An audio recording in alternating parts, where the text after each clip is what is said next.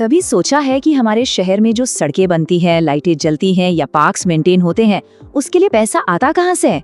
तो चलिए आज हम इसी सवाल का जवाब ढूंढेंगे धारा 101 में, जो हमें बताएगा कि एक नगर पालिका का अपना राजस्व आखिर होता क्या है।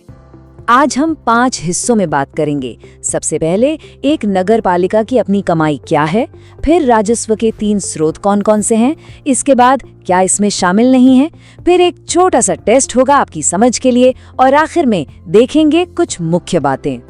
तो चलिए शुरू करते हैं पहले हिस्से से, एक नगर पालिका की अपनी कमाई। इसमें हम जानेंगे कि आंतरिक राजस्व को कैसे परिभाषित किया जाता है। तो आंतरिक राजस्व या इंटरनल रेवेन्यू है क्या? ये वो इनकम है जो एक नगर पालिका अपने अधिकार क्षेत्र में, मतलब अपने इलाके में खुद इकट्ठा करती है।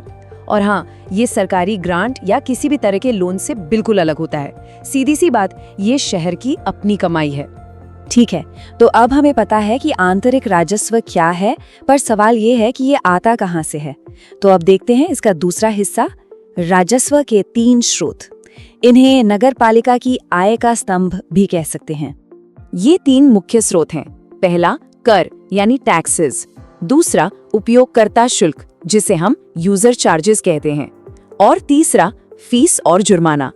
ये टेबल देखिए, सब कुछ साफ हो जाएगा।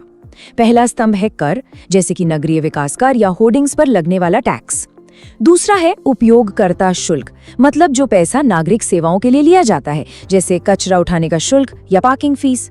और तीसरा है फीस और जुर्माना, जैसे बिल्डिंग बनाने की परमिशन फीस या कोई नियम तोड़ने पर जो फाइन लगता है वो सब। तो फॉर्मूला बहुत सिंपल है, कर प्लस उपयोगकर्ता शुल्क प्लस फीस और जुर्माना, इन तीनों को मिलाकर बनता है एक नगर पालिका का आंतरिक राजस्व। बस यही है धारा 101 का निचोड़।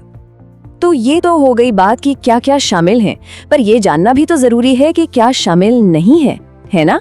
तो चलिए देखते हैं तीसरा हिस्सा, क्या शामिल नहीं है। इससे आंतरिक कमाई और बाहरी मदद का फर्क साफ हो जाएगा। यहाँ देखिए, दोनों में अंतर बिल्कुल साफ है। एक तरफ है आंतरिक राजस्व, जिसमें आते हैं कर, उपयोगकर्ता शुल्क और फीस जुर्माना।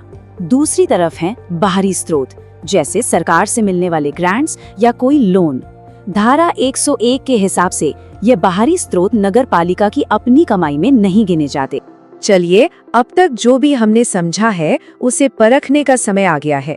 बढ़ते हैं अपने चौथे हिस्से की तरफ, अपनी समझ का परीक्षण करें। सवाल ये है कि धारा 101 के तहत नगर पालिका के आंतरिक राजस्व में इनमें से कौन कौन शामिल है?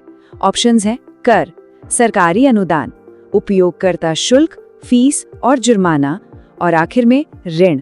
जरा सोचिए। तो सही जवाब है ऑप्शन ए, यानी 1, 3 और 4। क्यों? क्योंकि सरकारी अनुदान और ऋण ये दोनों बाहरी स्रोत हैं। ये नगर पालिका की अपनी कमाई नहीं है।